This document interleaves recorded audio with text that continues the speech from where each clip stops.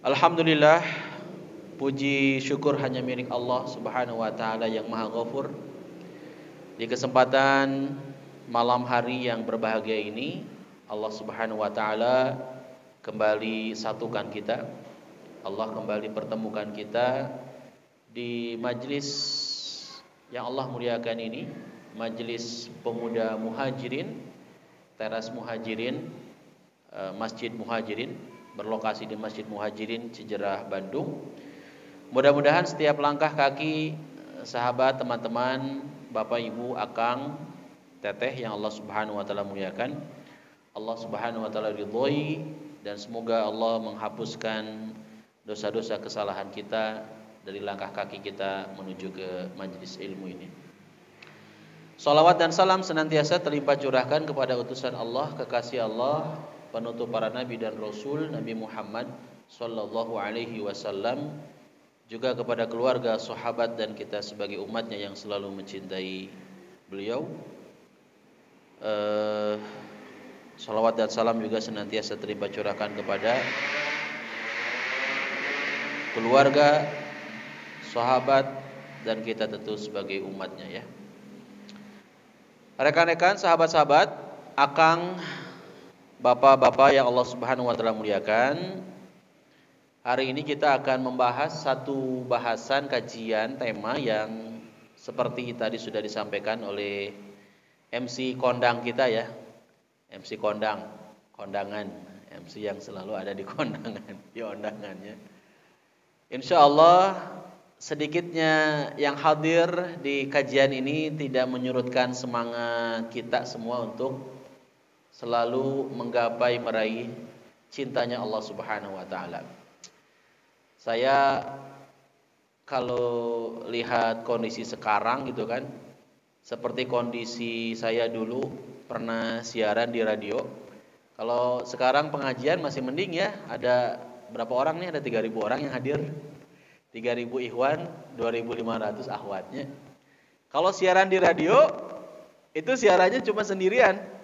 Ya paling banter, paling banyak duaannya. Kalau posisi kita sebagai penyiar gitu kan, kita ngobrol, diskusi dengan narasumber. Tetapi yang paling membuat kita tertantang itu adalah ketika siaran sendirian. Ya, jika nugelo siaran sendirian. Dan ini ternyata tak mudah, susah. Pernah saya ajak teman-teman saya untuk siaran, kemudian saya kasih slot lah ya untuk dia siaran. Ternyata setelah siaran, ketika siaran ya, bukan setelah siaran. Ketika siaran, padahal di radio kan tidak ada yang melihat, tidak ada yang menyaksikan. Kalau kamera seperti ini masih wajar lah ya kalau kemudian gemper gitu kan. Apalagi kalau kameranya kamera sekelas televisi ya, itu belum kita belum on air, kita belum siaran, belum lighting, belum kamera, belum si kameramen teh ngeliatin kita gitu kan, belum nanti ada kode-kode khusus gitu kan dan sebagainya. Itu nggak sedikit teman-teman kita yang kemudian grogi menghadapi kamera. Ternyata bukan hanya kamera yang dihadapi grogi itu. Kita siaran di radio yang ruangannya juga nggak begitu besar, tak ada kamera ya. Kalau sekarang orang banyak yang siaran radio tapi itu kemudian disertai dengan live Instagram gitu kan, live YouTube. Fenomenanya memang sekarang mengikuti perkembangan zaman ya. Tapi kalau kita perhatikan hakikat radio sebetulnya hanya audio ya. Fitrahnya radio itu. Nah, ada teman-teman saya juga ketika siaran itu, Masya Allah, gempernya luar biasa. Padahal tidak ada yang menyaksikan, hanya sekedar mendengarkan. Dan pendengar pun kan tidak ada di hadapan kita. Mereka semua masing-masing yang di rumah, mungkin yang di perjalanan. Tapi gempernya luar biasa meskipun hanya siaran seorang diri. Apalagi seorang penyiar kan harus berimajinasi ya. Ketika dia ngobrol, ketika dia menyampaikan pesan dari konten yang dia bawa, termasuk misalkan salah satunya mungkin religi ya, program-program keislaman. Nah, ini kan dituntut bagaimana ketika tidak ada orang yang ada di hadapan kita, tapi itu pesan-pesannya bisa masuk ke pendengar. Jadi saya insya Allah nggak aneh kalau yang hadir cuman ada 3.000 orang ya di Masjid Muhajirin. Karena biasanya kan ada 2 juta orang yang hadir ya. Sekarang cuma 3.000 nggak apa-apa lah. Yang penting teman-teman juga insya Allah bisa menyaksikan rekamannya. Ada di Pemuda Muhajirin, Teras Muhajirin. Jangan lupa follow Instagramnya. Kemudian YouTube-nya pun demikian. Agar bagi teman-teman yang kemudian tidak bisa hadir, ataupun yang hadir tetapi ada poin-poin yang belum sempat tercatat, dengan teknologi media sekarang bisa dengan mudah untuk memutar kembali rekaman yang ada ya. Baik. Alhamdulillah, selamat datang ahlan wa sahlan para akhwat. Nah, tadi kan saya sapa akhwat padahal belum ada akhwatnya ya. Nah, itu sengaja ya, memancing biar datangnya ternyata ada yang datang ya. Alhamdulillah. Daramang teteh. Alhamdulillah, Masya Allah. Baik, teman-teman yang Allah Subhanahu wa Ta'ala muliakan, setiap orang pasti mendambakan, menginginkan yang namanya kebahagiaan. Setuju nggak? Ada nggak orang yang hidupnya pengennya menderita, sengsara gitu kan? Kemudian tidak punya apa-apa, ada nggak? Saya kira tidak ada ya. Setiap orang, setiap manusia pasti hidupnya ingin bahagia. Bahagia dunia dengan memiliki berbagai fasilitas yang ada. Rumah yang megah, mobil yang mewah, jabatan yang tinggi, gitu ya. Atau juga mungkin kalau ukuran sekarang biasanya orang menilai kebahagiaan itu adalah banyaknya followers.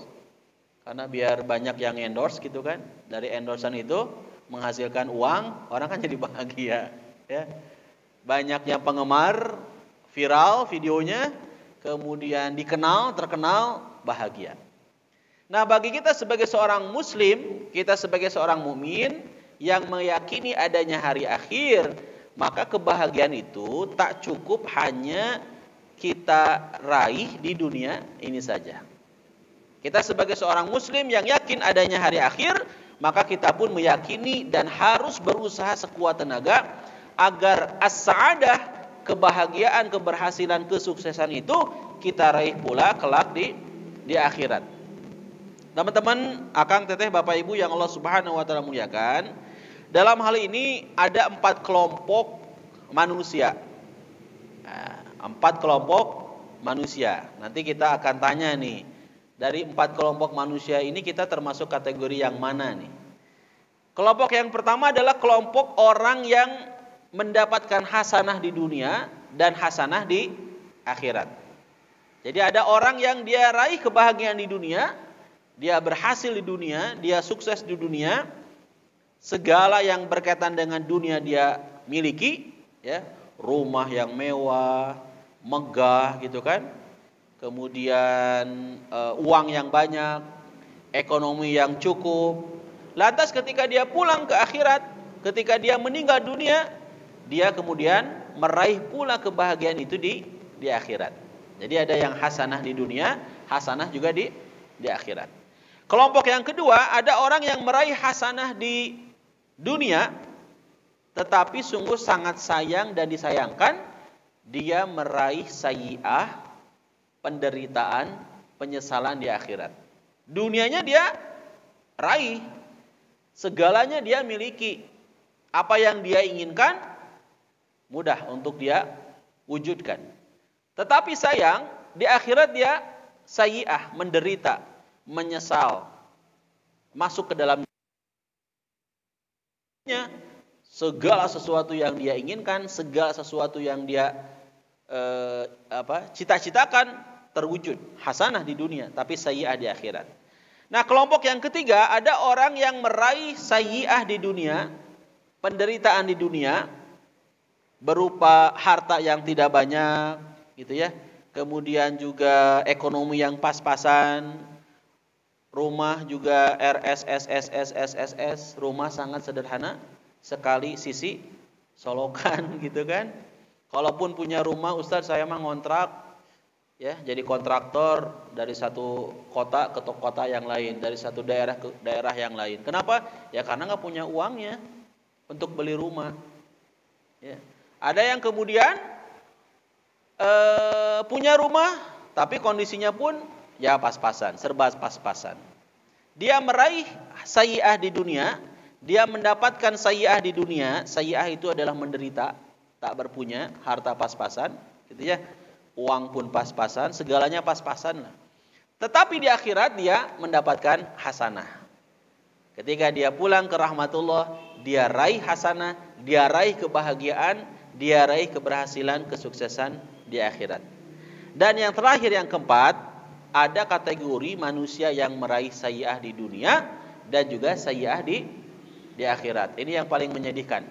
Kenapa menyedihkan? Karena di dunianya dia hidup sengsara, tidak punya apa-apa, serba kekurangan. Ketika di akhirat, dia pun sama menderita. Kalau Ustaz Aceng Zakaria dalam bukunya yang berjudul Manusia dan Problematika Hidupnya di halaman 95 menyebutkan seperti halnya seorang kuli, pekerja berat dan kasar, sering mendapatkan kesulitan walau untuk mencari sesuap nasi, tetapi ia pun meninggalkan kewajiban dirinya sebagai hamba Allah, meninggalkan sholat. Ya, tapi tentu tidak semua kuli ya. Ada yang pekerja berat, ngangkutan yang berat, upah, gaji tidak seberapa, tetapi Masya Allah, taatnya luar biasa. Taatnya luar biasa, sholatnya tidak pernah ditinggalkan. Bahkan meskipun saum Ramadan yang begitu berat ya, karena terik panas matahari, kemudian harus kerja, harus kuli dan sebagainya, nggak sedikit juga ya saudara-saudara kita yang pekerja berat, tetap aja dia melaksanakan kewajiban sebagai seorang muslim. Ya, kategorinya berarti dia termasuk kategori yang ketiga ya, sayyi'ah di dunia tapi kelak bahagia di akhirat. Namun yang keempat ini adalah sayyi'ah di dunia, sayyi'ah di akhirat. Dia sudah tidak mendapatkan apapun, kerjaan juga kerjaan yang cukup sangat berat, ya, gaji nggak seberapa, upah nggak seberapa, berani pula meninggalkan kewajiban dia sebagai seorang muslim, ya, sholatnya dan sebagainya, sehingga kelak ketika di akhirat pun dia tidak meraih kebahagiaan di akhirat. Nah, teman-teman, Bapak Ibu rahimakumullah, untuk itu bagi setiap muslim hendaklah berusaha. Kita sebagai seorang muslim harus berusaha untuk meraih hasanah di dunia dan hasanah di akhirat. Nah, sebagaimana yang tadi dibaca oleh Imam Masjid Muhajirin tuh, waktu sholat Isya. Siapa tuh imamnya ya? Masya Allah. Tadi ada yang sholat Isya di sini, yang akhwat mah enggak ya, yang ikhwan juga mungkin sebagian ada yang sholat di sini, ada yang enggak. Tadi imamnya tuh Masya Allah luar biasa, nggak tahu dari mana. Ya, imamnya itu membaca satu surat, tidak satu surat ya, satu ayat, dua ayat, tapi yang diambil di ayat ini adalah satu ayat, yakni di surat Al-Baqarah ayat 201. Surat Al-Baqarah ayat 201. Bagi yang bawa mushaf Al-Quran, silakan dibuka Al-Qurannya. Ustaz, saya nggak bawa mushaf. Jangan beralasan ya, tina rak ya seueur Quran. Ustaz repot bawanya, buka ajalah handphonenya ya. Ustaz, kuotanya habis. Emang kalau buka Quran harus pakai kuota gitu? Perasaan yang saya mah enggak sih ya. Tapi mungkin sebagian yang teman-teman pakai mah mungkin harus pakai kuota. Kalau saya setiap kali buka Al-Quran, saya downloadnya yang Lajnah Kementerian Agama, karena itu lengkap banget, ada tafsirnya ya, ada penjelasannya dan sebagainya. Nah, di Al-Quran, kalau di handphonenya ada Al-Quran, buka surat Al-Baqarah ayat 201. Biar handphone yang manfaat, yang dibuka enggak selalu WhatsApp, yang dibuka enggak selalu Instagram, ya, yang dibuka enggak selalu Facebook, tapi yang dibuka adalah Al-Quran. Ya. Al-Baqarah 200 hiji mah tuh Ustaz, ieu mah apal pisan. Tinuju SD, jangankan SD, tinuju TK, dari TK sampai sekarang udah dewasa, bahkan insya Allah nanti kalau udah tua juga, saya kira ini mah nggak pernah dilupakan doa ini ya.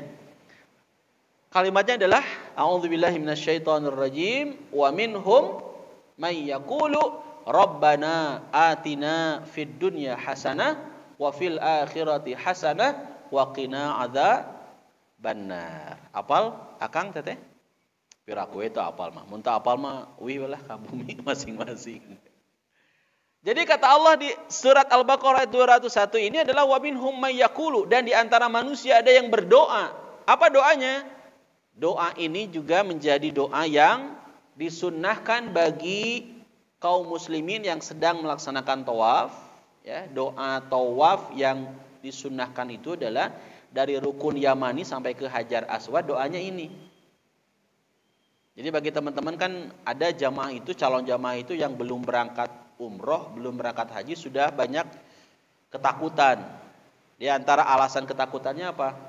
Doa-doanya yang cukup tebal, cukup banyak, cukup panjang, sehingga nggak sedikit ya ada sih sebagian yang merod itu apa ya? Jadi enggan untuk melaksanakan ibadah jangankan haji lah, umroh, karena dengan alasan ketika dia terima buku di travelnya, geningan bukunya kararandal. Putaran pertama doana iyo, putaran kedua doana iyo, panjang zaman ini sampai putaran ke-7. Belum nanti di ketika sa'i, ya, sofa marwah, marwah sofa, 7 oke. Doanya juga cukup panjang, gitu ya. Nah, padahal kalau kita perhatikan yang disunnahkan, doa yang disunnahkan ketika tawaf itu dari rukun Yamani ke Hajar Aswad. Bagi yang belum terbayang rukun Yamani dan Hajar Aswad sekarang mudah. Tinggal buka Google, klik Ka'bah, ada gambar Ka'bah, atau langsung aja ketik rukun Yamani Hajar Aswad, biar di gambarnya itu ada ciri dari mana ke mana, ya. Nah, doa yang disunahkan adalah doa ini. Rabbana atina fid dunya hasanah wa fil akhirati hasanah wa qina. Kalau dari Hajar Aswad sampai lagi ke rukun Yamani sebetulnya tidak ada doa khusus.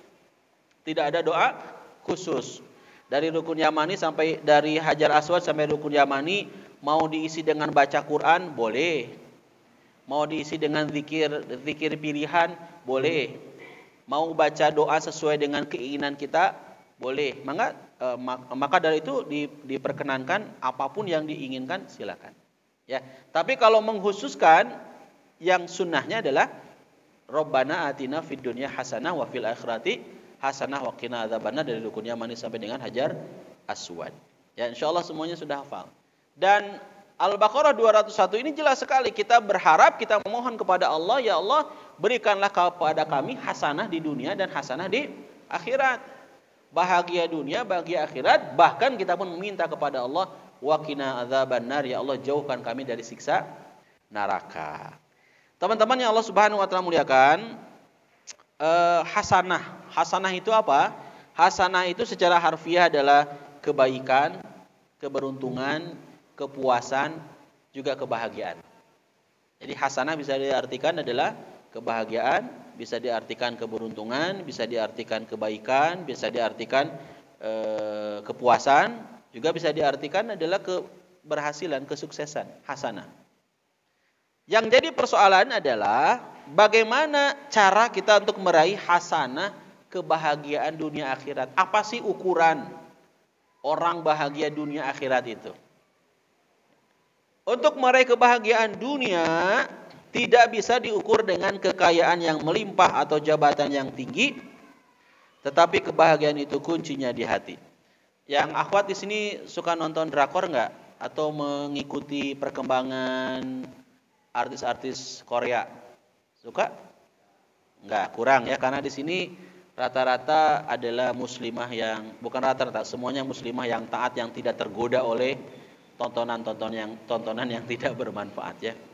Ustaz, kalaupun Korea, saya mah taunya Korea teh Kopo Area. Karena calon saya, imam saya di Korea, rumahnya pasti tanya, Korea, ya Allah, Korea mah tuh opa-opa teh, bukan. Koreanya adalah Kopo Area, daerah macet ya. Itu kalau kita perhatikan, banyak artis-artis, ya, mungkin di Korea, mungkin di Amerika, di negara-negara barat, gak sedikit mereka yang sudah punya segalanya teh, Akang, ya. Punya segalanya itu apa? Ya, dunia dia punya mobil mewah, uang banyak, popularitas juga luar biasa, follower banyak, ya, subscriber banyak. Tapi yang terjadi kalau kita lihat berita, ada saja orang-orang yang melakukan aksi bunuh diri. Alasannya apa? Enggak meraih kebahagiaan. Jadi kita tidak diukur oleh kekayaan. Kalau kebahagiaan itu diukur oleh kekayaan, kesuksesan itu diukur oleh kekayaan, harusnya Qarun menjadi orang yang paling bahagia. Harusnya Qarun menjadi orang yang paling sukses. Ya. Dan kebahagiaan juga tidak diukur dengan jabatan. Karena kalau kebahagiaan diukur dengan jabatan, harusnya Fir'aun menjadi orang yang paling bahagia. Tapi ternyata hidupnya sengsara. Ya. Nah, jadi kebahagiaan itu tidak diukur sekali lagi dengan kekayaan yang melimpah dan tidak diukur oleh jabatan. Tetapi kebahagiaan itu ternyata kuncinya adalah di hati. Hati yang bersyukur dengan suka hati dan penuh syukur bahwa semua itu adalah anugerah Allah yang tidak kecil. Jadi ketika teman-teman hari ini berkumpul ngaji rutin tiap hari Jumat di Masjid Muhajirin yang diadakan oleh pemuda Muhajirin, saya kira insya Allah teman-teman ada termasuk orang-orang yang bahagia. Meskipun yang hadir nggak banyak, bahagia weh. Karena ya konsumsi pulang. Oh beda, ente tamanya mau ada konsumsi nggak ada konsumsi Ustaz, saya mah ngaji teh dah pengen meraih ridhonya Allah gitu ya. Ngajinya ikhlas karena Allah sehingga ada nggak ada bukan tujuan saya mah karena Allah. Mau ada teman nggak ada teman kan kadang-kala ada orang yang ngaji teh dia mau ngaji kalau temannya ngaji. Tapi kalau temannya nggak ngaji, hoream ada Iis nage teu ngaji cenah. Karena janjian Iis jeung Eis teh sobatan jadi lamun ngaji bareng, lamun teu ngaji bareng. Jadi orang-orang yang bahagia itu adalah orang-orang yang hatinya selalu bersyukur. Ini diungkapkan oleh Al-Qasim Abu Abdurrahman. Wa qala Al-Qasimu Abu Abdurrahman, berkata Qasim atau Al-Qasim Abu Abdurrahman. Apa kata beliau? Man u'tiya qalban syakiran wa lisanan dzakiran wa jasadan sabiran faqad utiya fid dunya hasanah wa fil akhirati hasanah wa wuqiya adzaban nar. Kata Al-Qasim Abu Abdurrahman, man u'tiya qalban syakiran, barang siapa yang diberi anugerah hati yang bersyukur, bukan hati yang kau sakiti ya, itu mah yang ku menangis teh geningan. Di Indosiarnya ku menangis membayangkan betapa kejamnya dirimu pada diriku ya. Cerita-cerita perselingkuhan, cerita-cerita dikhianati itu jangan sering-sering ditonton. Ya, teteh-teteh ya khususnya ya. Karena takutnya nanti terbawa pas begitu udah nikah teh. Si AA kenapa kok jam segini belum pulang? Jangan-jangan boa-boa gitunya. Boa-boa salingkuh. Padahal si AA-nya belum pulang jam segini teh lagi ngaji di Masjid Muhajirin. Ya, karena terlalu sering nonton yang gituan, kemudian dicuci otaknya, jadi yang kebawa dalam kehidupannya itu kepikirannya apa? Negatif terus, suudzon terus, ya. Maka ketika kita nonton, tontonlah tontonan yang membuat kita selalu bersikap husnudzon, ya. Nah, teman-teman yang Allah Subhanahu wa taala muliakan, jadi kata Al-Qasim Abu Abdurrahman, man u'tiya qalban syakiran, barang siapa yang diberi anugerah hati yang bersyukur, walisanan dzakiran, dan lisan yang senantiasa berzikir, wa jasadan sabiron, dan jasad yang sabar, faqad utiya fid dunya hasanah wa fil akhirati hasanah, maka dia telah diberi oleh Allah kebahagiaan di dunia juga kebahagiaan di akhirat. Wa wuqiya adzaban nar, dan telah terjaga dari api neraka. Dari keterangan ini jelas sekali ya. Yang pertama adalah memiliki hati yang senantiasa bersyukur. Apapun yang kita terima, apapun yang kita rasakan, kita bersyukur sebagai kasih sayang karunia yang Allah berikan kepada kita. Dan Rasulullah SAW menyebutkan dalam sebuah hadis, dan ini hadisnya juga populer, kata Rasulullah SAW, hadisnya riwayat Syuhaib bin Sinan, ajaban li amril mu'min, sungguh menakjubkan, sungguh heran, kami heran dengan urusan seorang mukmin. Inna amrahu kullahu khair wa laisa dzalika li ahadin illa lil mu'min. Sesungguhnya segala urusannya adalah baik semuanya, dan tidak akan diraih oleh siapapun kecuali oleh orang yang beriman. In asobathu sarra syakara. Jika dia mendapatkan anugerah, jika dia mendapatkan kebahagiaan, syakara, dia bersyukur.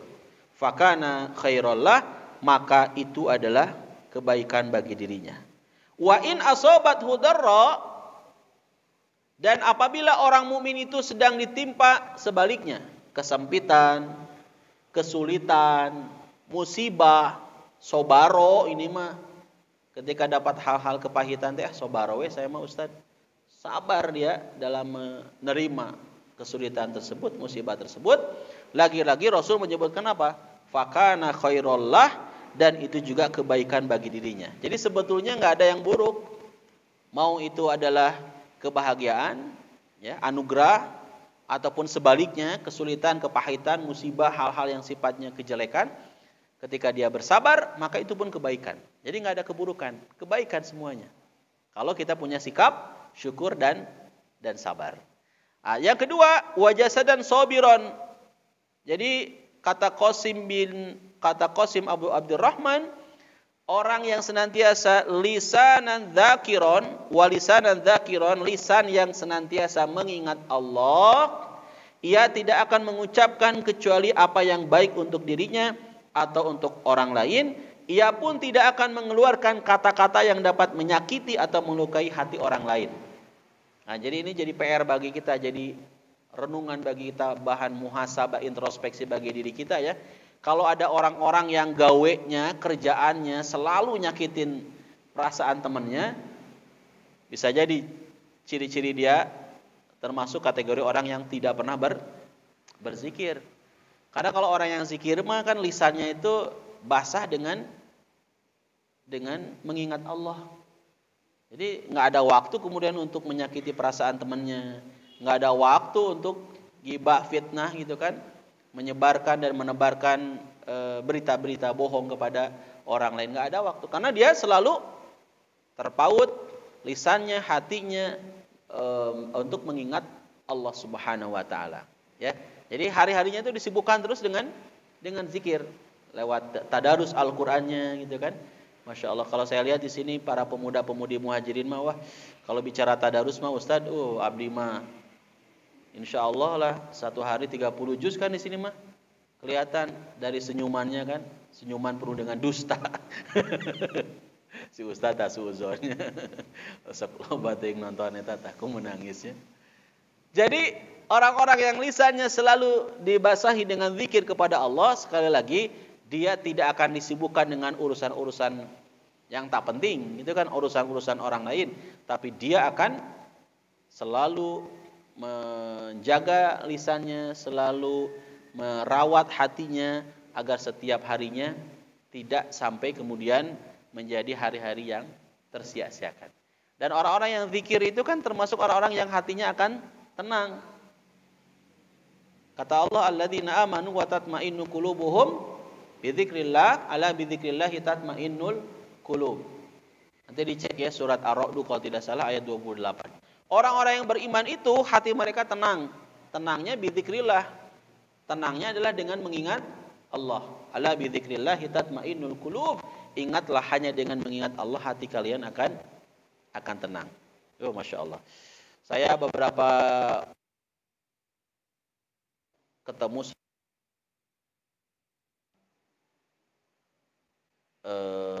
saya kira ini jadi inspirasi juga buat kita ya.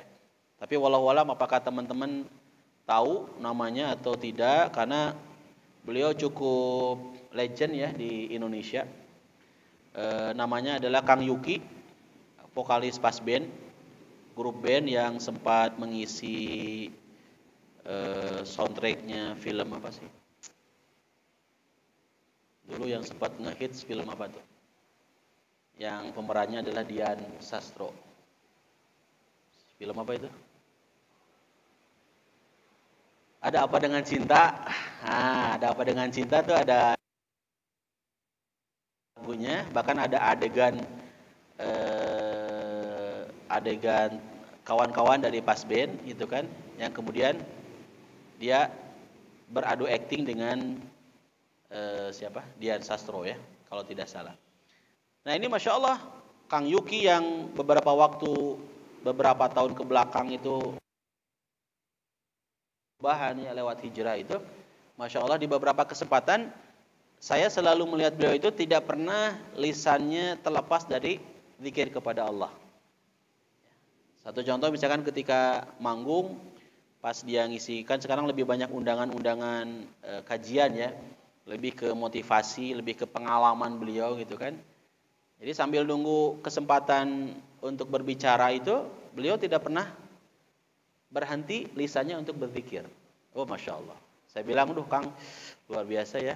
Ketika saya menyaksikan langsung seorang Yuki Pasben yang hijrahnya total, zikirnya nggak pernah berhenti. Masya Allah. Dan apa yang dirasakan oleh beliau? Ketenangan, kebahagiaan. Dan itu hanya dirasakan bagi orang-orang yang sudah mengalami gitu kan, bagaimana zikirnya yang tidak pernah terputus setiap harinya, setiap detiknya, karena dia ingin meraih yang namanya kebahagiaan. Nah, tentu banyak ya teman-teman kita, kawan-kawan kita ya, jangankan dari dunia artis lah, teman-teman kita semua juga dari pemuda muhajirin insyaallah sudah merasakan dan akan terus merasakan kebahagiaan itu lewat zikir kita kepada Allah. Yang ketiga, wajasadan sobiron, jasad yang senantiasa bersabar. Bersabar di saat mendapatkan musibah. Ia menerima musibah sebagai ujian untuk meningkatkan kualitas ketakwaannya. Ia pun menyadari bahwa musibah apapun yang menimpa dirinya adalah, pahami ya, musibah apapun yang dialami oleh diri kita itu adalah bentuk kasih sayang Allah kepada kita. Dan di balik musibah itu juga terdapat banyak kenikmatan. Di samping musibah itu juga dapat menjadi kifarat terhadap dosa-dosanya. Ini kalau kita renungkan, setiap orang mukmin mendapatkan musibah itu sebetulnya adalah bagian dari ujian agar dia semakin dekat kepada Allah. Nggak sedikit orang yang diberikan musibah, sebut saja musibah sakit ya. Kan nggak sedikit yang sakit, dia seorang muslim, seorang mukmin yang kemudian sakit makin dekat kepada Allah. Bisa jadi mungkin dulu waktu-waktu sehat, masih produktif, aktivitas dan sebagainya, bisa jadi jauh dari Allah. Oh Masya Allah. Nggak sedikit orang yang kemudian hijrahnya dengan jalan sakit. Taubatnya, kembalinya kepada. Dan ketika dia derita sakit yang dia alami, betul apa yang disampaikan oleh Rasulullah SAW kan, sakitnya akan menjadi pelebur dosa, menjadi penghapus dosa, kalau dengan catatan dia sabar dalam melewati ujian tersebut. Bahkan kata Rasul dalam tidaklah seorang muslim mayusibul muslimu dan wal ghamin hatta syaukati yushakuha illa kafarallahu biha min khotoyahu. Tidaklah seorang muslim mengalami kesusahan, penyakit gitu kan, bahkan tertimpa duri sekalipun, hatta syaukati yushakuha illa kafarallahu biha min khotoyahu, melainkan penderitaan yang dijalani itu adalah menjadi kifarat, menjadi penghapus dari dosa-dosa yang dilakukan. Jadi buat teman-teman siapapun yang hadir di sini ataupun yang menyaksikan ini, ingat musibah itu akan menjadi penggugur bagi dosa-dosa kita. Kaitan dengan sabar ini, teman-teman nanti bisa lihat di kitab Jariyah, itu menjelaskan cukup banyak juga ya bahasan-bahasan dengan tentang kesabaran, pentingnya kesabaran. Dan kalau kita baca, itu akan membuat kita jadi semakin semangat untuk menjalani kehidupan. Ya, yakini sekali lagi, musibah itu adalah bentuk dari kasih sayang Allah. Makin hebat musibah seseorang, maka yakini juga makin besar pahala yang akan diraih dari setiap musibah tersebut, ujian tersebut. Nah, teman-teman yang Allah Subhanahu wa taala muliakan, di samping itu juga ada Jadi kalau tadi 3 poin ya, 3 hal ukuran kebahagiaan menurut Qasim Abu Abdurrahman. Yang pertama, hati yang bersyukur. Kedua, lisan yang selalu berzikir. Yang ketiga terakhir, jasad yang sabar. Nah, ada lagi hadis yang lain. Ini hadisnya riwayat Ad-Dailami. Arba'un min sa'adatil mar'i an takuna zaujatuhu salihah wa auladuhu abraran wa khulata'uhu salihina wa an yakuna rizquhu fi baladihi. Ada 4 hal yang termasuk kebahagiaan seseorang. 4 hal yang termasuk kebahagiaan seseorang. Apa 4 hal yang termasuk kebahagiaan seseorang? Yang pertama adalah antakuna zaujatuhu salihah. Orang kalau memiliki istri soleha, suami yang soleh, atau pasangan yang baik, pasangan yang soleh, soleha, maka dia akan merasakan kebahagiaan. Dan ini diungkapkan, istri atau suami yang soleh tentu saja akan membuat keluarga bahagia. Siapa sih yang gak bahagia kalau kita punya istri yang solehah? Ya. Siapa sih yang gak bahagia kalau kemudian ketika nanti teteh-teteh menikah teh, masya Allah, ku Allah teh ditakdirkan ternyata punya imam, punya suami yang soleh pisan. Ya, saking ku solehna, ya Allah, setiap kali dapat gaji dari perusahaan teh selalu langsung ditransfer ke mama. Ini buat mama, buat mama, buat mama. Kalau buat ayah gimana? Ayah mah cukup bensin aja deh. Kenapa ayah kok mintanya bensin saja? Makannya gimana? Biar makan mah nanti minta ke mamah lain katanya. Berarti istrinya 2 ya. Nu istri hiji minta ongkos, nu hiji minta makan gitu nya. Sing horeng tehnya. Ya, sing horeng teh sing horeng ya. Jadi yang luar biasa ketika kita ditakdirkan oleh Allah Subhanahu wa taala memiliki pasangan yang soleh-solehah, madu luar biasa. Bahagianya luar biasa, bahagianya luar biasa. Istri taat terhadap suami, suami juga tanggung jawab terhadap istrinya. Maka siapapun yang meraih itu semua, hidupnya insya Allah akan rukun, saling menghargai satu sama lain, penuh kasih sayang. Bahkan di saat mendapatkan musibah pun akan dilewati dengan penuh dengan senyuman. Karena satu sama lain saling tarahum ya, saling memahami ya. Saling memahami, saling menghargai, saling mencintai gitu kan, sama-sama peduli juga. Suami tak lupa dengan istri, istri tak lupa dengan suami. Hak dan kewajiban dari kedua insan yang ditakdirkan oleh Allah lewat ikatan suci dan agung bernama pernikahan. Nah, yang kedua, termasuk kebahagiaan itu bukan hanya pasangan yang soleh, tapi wa auladuhu abraran, putra putrinya yang soleh. Ketika kita sudah meraih kebahagiaan lewat suami, lewat istri yang soleh, manakala Allah Subhanahu wa taala memberikan kepada kita keturunan, punya anak, masya Allah, anaknya adalah anak yang soleh, dzurriyyatan quwwatan, anak yang lebih baik dari kita.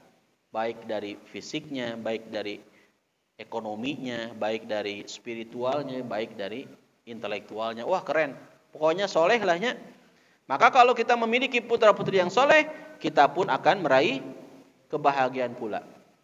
Siapa juga yang nggak bangga, yang nggak bahagia ketika anak-anaknya teh, masya Allah, para penghafal Quran, seneng banget ya. Coba kalau ada orang tua, bayangkan teteh, akang punya anak nanti para penghafal Quran semua. Seperti di kita ya, di Indonesia itu ada, siapa sih namanya saya lupa lagi. Seorang ibu, kalau nggak salah beliau tuh anggota DPR ya. Anaknya ada 11. Kesebelasannya itu, 11 anak itu adalah para penghafal Al-Quran. Pernah dengar nggak kisah itu tuh? Siapa sih ibu siapa? Ada yang tahu? Kalau searching di YouTube, searching di Google, di YouTube juga saya pernah nonton tuh. Beliau pernah diwawancara bahkan bagaimana tips dan trik di tengah kesibukan di tengah kesibukan bapak ibunya gitu kan, di tengah kesibukan dia sebagai seorang suami, di tengah kesibukan dia sebagai seorang istri, kok bisa-bisanya gitu kan melahirkan 11, bukan satu lagi anaknya. 11, dan ke-11-nya itu semuanya adalah para penghafal Al-Qur'an. Nilai akademisnya juga keren-keren. Bahkan beberapa yang besar-besar itu sudah ada yang kuliah di luar negeri. Saya lupa lagi namanya itu. Nanti kalau teman-teman tahu, mungkin sekarang sambil searching gitu kan. 11 anak penghafal Quran itu dari sosok ibunda dan sosok ayahanda yang saya kira mereka pasti merasakan kebahagiaan yang luar biasa ketika anak-anaknya adalah menjadi anak-anak yang penghafal Al-Quran. Ketika anak-anaknya rajin ke Masjid Muhajirin tiap Jumat, mama nyungkeun widi, balik ke mana teteh? Saya kira orang tua yang kemudian mendapatkan kabar mendengar anaknya itu ngaos kajian pasti akan merasakan kebahagiaan, ya. Tapi nggak ada orang tua yang kemudian merasakan kebahagiaan ketika anaknya bilang, mama, bapak, abdi bade nyukeun widi, bade ka mana? Eta bade ka pub, bade ka diskotik, bade pesta narkoba mah.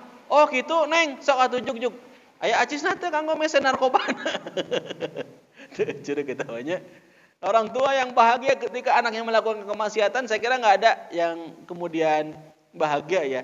Justru yang ada adalah penuh dengan penderitaan, penuh dengan kemarahan yang luar biasa ketika orang tua mengetahui anaknya keluar malam teh geningan bobogohan, mojok, ya, geningan melakukan kemaksiatan, maka tidak ada orang tua yang merasakan kebahagiaan. Ya, teman-teman yang Allah Subhanahu wa taala muliakan, dipersingkat saja ya karena sudah jam 12 malam ini. Kurang 3 jam. Yang ketiga, yang termasuk kebahagiaan ini, perkara kebahagiaan ini adalah wa khulata'ihi sholihin. Nah, jadi selain punya pasangan yang soleh, anak yang soleh, yang ketiga jangan lupa juga teman sepergaulan yang soleh.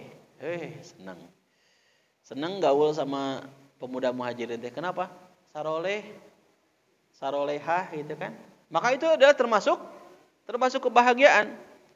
Di sini disebutkan nih, teman dan sahabat dekatnya yang soleh tentu saja akan membuat seseorang bahagia. Mereka dapat membantu dirinya di saat mendapatkan kesulitan dan penderitaan dan ikut merasakan kebahagiaan di saat mendapatkan kenikmatan. Mereka dapat berbagi rasa di saat suka dan duka. Memiliki teman atau sahabat yang soleh akan membuat nilai lebih dalam kehidupan berkeluarga. Senang banget. Senang gak teh kalau punya teman yang soleh, yang solehah? Wah, senang banget. Apalagi namanya di KTP-nya adalah soleh. Senang kumaha tuh. Karena kalau teman yang soleh mah bukan memanfaatkan kondisi posisi kita. Ingat, pertemanan itu harus berlandaskan pada landasan ikhlas karena Allah Subhanahu wa taala. Kalau pertemanan dilandasi dengan keikhlasan, maka dia akan kekal abadi. Bahkan bareng-bareng nanti sampai di akhirat ya. Tapi kalau pertemanan landasannya adalah materi, maka dipastikan pertemanan ini tidak akan pernah langgeng. Dan dipastikan bukan teman yang soleh kalau landasan berteman itu adalah karena materi. Jadi kalau lagi punya uang, dia ngedeketin gitu kan, kita lagi bahagia, kita lagi pokoknya punya segalanya lah ya, ngedeketin. Tapi ketika suatu waktu Allah berikan ujian ke kita, yang awalnya kita punya segalanya dunia ini, ternyata bagi Allah mudahkan kemudian menguji kita dengan ketidakpunyaan. Kalau ada teman-teman yang ngakunya dia teman kita, kemudian menjauhi, kemudian tidak memberikan bantuan ke kita, tidak mensupport kita, bahkan cenderung gitu kan, memutuskan pertemanan, maka dipastikan itu adalah teman-teman yang tidak baik, teman-teman yang tidak soleh. Jadi teman soleh itu dikala kita senang, dikala kita susah, dikala kita bahagia, selalu bersama kita, bahkan mensupport dalam setiap kebaikan yang dilakukan oleh kita.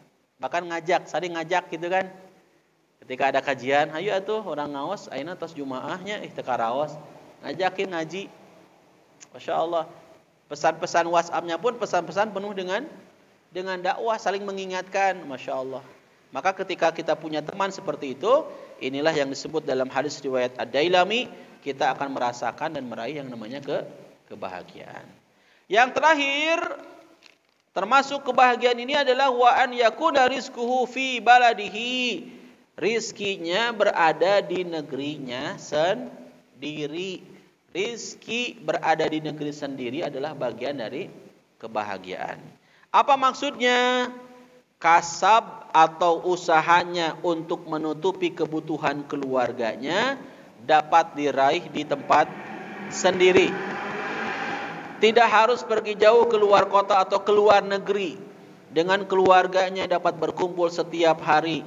Perkembangan anaknya dapat diawasi setiap hari. Berbeda jika seseorang berusaha di luar kota atau berusaha di luar negeri, ia hanya dapat berkumpul dengan keluarga sebulan sekali atau mungkin 1 semester sekali. Kadang setahun sekali. Tentu saja keluarganya tidak dapat terkontrol setiap hari.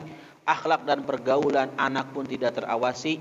Untuk itu berbahagialah orang yang usahanya dapat diraih di kampungnya sendiri. Saya punya teman, dia kerja di luar negeri. Begitu saya keluar negeri, dia sebagai guide, tour guide. Ternyata dalam pandangan saya ya tour guide kan cukup lumayan juga ya penghasilannya ya. Cukup lumayan lah penghasilannya ya. Apalagi di luar negeri yang sangat memadai untuk dia meraih banyak keuntungan sisi materi. Tapi satu waktu ketika kita tidur bareng ya, tidur bareng. Ya sekamar, maksudnya kan sekamar. Ya, tour leader sama tour guide-nya bareng gitu kan, biar sekamar tuh biar enak komunikasi. Kalau ada apa-apa dengan jamaah atau dengan peserta kan kita bisa langsung mencari solusinya. Maka setiap kali kita melakukan tour, saya secara pribadi itu pengennya memang kalau bisa satu kamar dengan tour guide-nya. Terutama kalau perjalanan-perjalanan kaitan dengan umroh gitu kan. Di beberapa negara kalau di luar umroh biasanya tour guide-nya yang kebanyakan tour guide-nya orang ini ya, orang negaranya sendiri, mereka tidak mau di satu kamar kan. Bahkan biasanya kebanyakan pulang ke rumahnya, tidak tidur di hotel. Tapi umumnya kalau yang umroh itu, tour guide itu atau mutawif, rata-rata itu orang Indonesia kalau kita Indonesia. Dari sisi materi luar biasa. Tapi dia merasakan kekeringan ketika dia curhat ke saya. Ya, pas dia curhat, saya bilang, antum sebelum curhat bilang dulu, curhat dong. Juga mamah dedehnya. Ketika dia curhat, apa yang dia sampaikan? Ternyata dia merasakan kegersangan, kesedihan, kepiluan, ketidaktenangan. Kenapa? Sudah 5 tahun belum pulang ke Indonesia. Sudah 5 tahun. Saya tanya, sudah berkeluarga belum? Sudah berkeluarga. Bahkan sudah punya anak. Ya, nggak kebayangnya begitu pulang. Ketika 5 tahun kemudian, anaknya kemudian bertanya-tanya, mama itu siapa? Kok ada tamu yang masuk? Itu bapak kamu gitu kan? Karena saking lamanya dia belum pulang ke tanah air. 5 tahun, coba kebayang. Ya, nggak kebayang kan 5 tahun dia belum pulang. Dan dia ya minta permintaannya apa? Permintaannya sederhana. Pengen kemudian memiliki pekerjaan kasab usaha di negerinya sendiri, di kotanya sendiri. Kenapa? Ya biar terkontrol aja sinakang anak-anak gitu kan, istri gitu kan. Istri juga kan biar terkontrol juga. Apalagi anak-anak dengan pergaulan sekarang mengerikan. Ternyata betul apa yang disampaikan oleh hadis ini. Ketika seseorang meraih rizkinya, kasabnya, usahanya di negerinya sendiri, itu pun termasuk kategori dari kebahagiaan. Ya, jam berapa sekarang? Jam 9:05, nggak kerasa ya. Kerasa nggak? Nggak kerasa kalau jadi jamaah mah kan tinggal duduk, minum kan, air minum kan gratis tuh. Tapi kalau jadi ustadz kan kerasa nggak? Kerasa, udah mau sejam ngomongnya. Dikit lagi aja ya, ini kaitan dengan makna fil akhirati hasanah. Kalau tadi fid dunya, sekarang kita masuk kepada makna fil akhirati hasanah. Apa maksud dari meraih kebahagiaan di akhirat? Maksudnya adalah orang yang dapat meraih kebahagiaan hidup di hari akhir nanti, kehidupan yang abadi, kenikmatan yang sempurna. Ini diungkapkan oleh Al-Quran surat As-Saff ayat 12. Yaghfir lakum dzunubakum wa yudkhilkum jannatin tajri min tahtihal anhar wa masakin thayyibatan fi jannati 'adn dzalikal fawzul 'adzim. Kebahagiaan di akhirat itu adalah niscaya Allah akan mengampuni dosa-dosamu dan memasukkanmu ke dalam syurga yang mengalir di bawahnya sungai-sungai dan memasukkan kamu syurga Aden. Dzalikal fawzul 'adzim, itulah keberuntungan yang besar. Dan terakhir teman-teman yang Allah muliakan, apa makna waqina adzabannar? Jauhkan, hindarkan kami dari siksa neraka. Ungkapan ini adalah doa agar kita selamat dari sentuhan api neraka. Tetapi ada pepatah, sedia payung sebelum hujan. Berarti kita tidak hanya dituntut untuk berdoa saja, kita pun dituntut bagaimana upaya kita untuk menunjukkan diri, menjauhkan diri maksudnya dari hal-hal yang akan menyebabkan seseorang masuk ke dalam neraka. Disebutkan dalam surat Al-Mudaththir ayat 42 sampai 43. Di antara ahli neraka itu akan ditanya malaikat penjaga neraka, ma salakakum fi sakor. Apakah yang memasukkan kamu ke dalam sakor? Qalu lam nakum minal musallin. Ketika mereka ditanya oleh malaikat, apa yang menjadi penyebab kamu berada di sini, berada di dalam neraka sakor? Apa perkataan mereka para penghuni neraka? Qalu, mereka menjawab, lam nakum minal musallin. Kami tidak pernah melaksanakan salat. Kami dahulu tidak termasuk orang-orang yang mengerjakan salat. Sering diabaikan salatnya, sering ditinggalkan salatnya. Walam nakun nut'imul miskin. Bukan hanya meninggalkan salat, tapi kami pun tidak pula memberi makan orang miskin. Oh, ternyata penyebab seseorang masuk ke dalam neraka itu satu, meninggalkan sholat. Kedua, tidak adanya kepedulian, tidak adanya perhatian untuk membantu mengatasi kesulitan orang-orang miskin.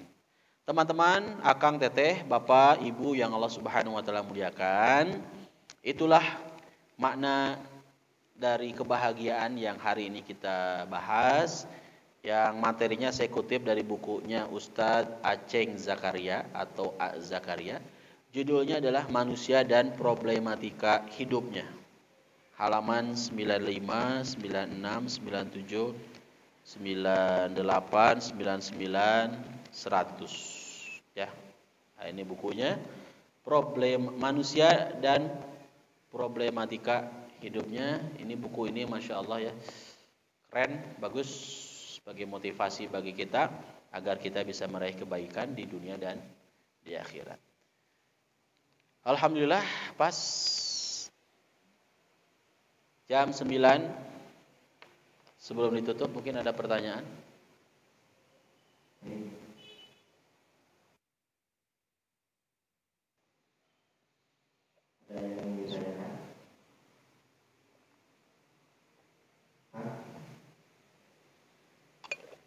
Cukup? Ya, cukup. Terima kasih. Insyaallah ini mah termasuk orang-orang yang cerdas-cerdas di sini semua ya. Pada diem, pada mingkem, pada tunduk gitu kan. Itu pertanda jamaah sudah sangat faham dan sangat menguasai makna dari tema. Bahkan sebelum dijelaskan itu sudah faham gitu kan. Jadi luar biasa, terima kasih atas kehadirannya. Semoga istiqomah ya, terus datang ke Masjid Muhajirin tiap hari Jumat. Ini kajiannya ya. Banyak guru-guru kita juga, ustaz-ustaz yang Masya Allah memberikan banyak ilmu untuk kita semua. Bagi yang baru hadir, selamat bergabung. Mudah-mudahan dengan kehadiran teman-teman akang teteh ini menjadi penyemangat bagi kita untuk semakin haus ya akan ilmu-ilmu Allah. Dan semoga hadirnya kita pun di majelis ilmu adalah bagian dari meraih kebahagiaan ya, insyaallah dunia akhirat. Cekap itu saja yang bisa disampaikan, dipaparkan. Mohon maaf atas segala kekhilafan. Aqulu qouli hadza wa astaghfirullah li wa lakum. Walhamdulillahirabbil alamin. Wassalamualaikum warahmatullahi